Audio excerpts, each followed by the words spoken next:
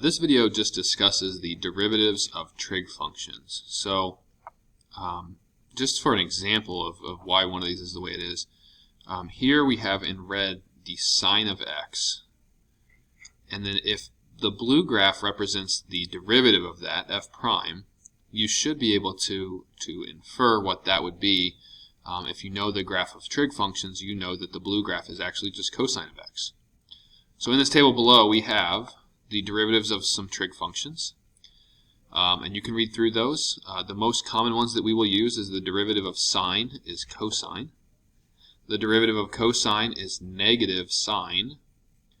The derivative of tangent is secant squared. And then we'll occasionally use these as well. The derivative of cosecant is negative cosecant cotangent. Of secant is secant x tan x. And of cotangent is negative cosecant squared. Okay, but the ones on the left are the ones that we're going to use most often. A couple of examples here. We're going to show that the derivative of tangent x is secant squared of x using the quotient rule. So the way we're going to do that is, we know the result. We know that the derivative of tangent is secant squared, but we want to show that by using the quotient rule. And the way I'm going to do that is, I'm going to rewrite tangent x as sine x divided by cosine x.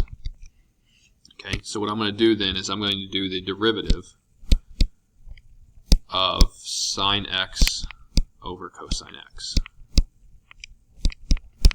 Okay, so when we do the quotient rule, we take the bottom times the derivative of the top, which would be the derivative of sine is cosine.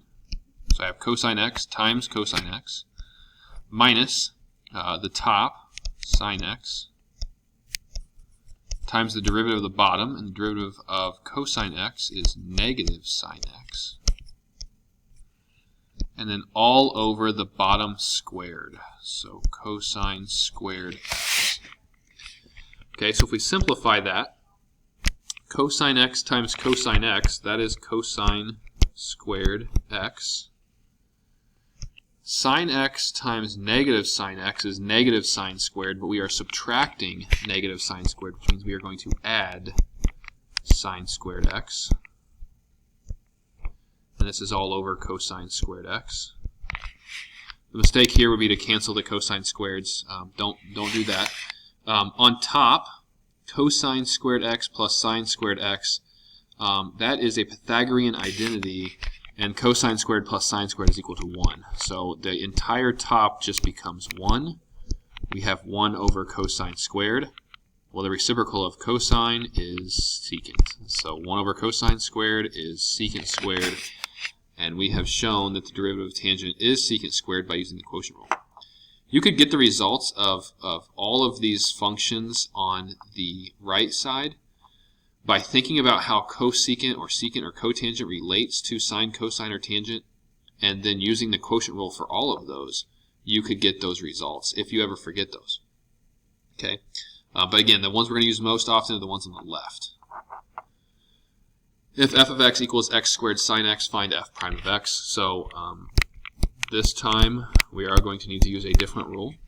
We have two x's that our functions here are multiplied, x squared times the sine of x. So we're going to use the product rule to find the derivative here. So the product rule would say take the first function, multiply by the derivative of the second function, which would be cosine x, plus the second function, sine x, times the derivative of the first function. Derivative of x squared is just 2x. Again, I'm not going to simplify unless I need to, so I will leave my answer like that. That is just an application of the product rule using these trig derivatives.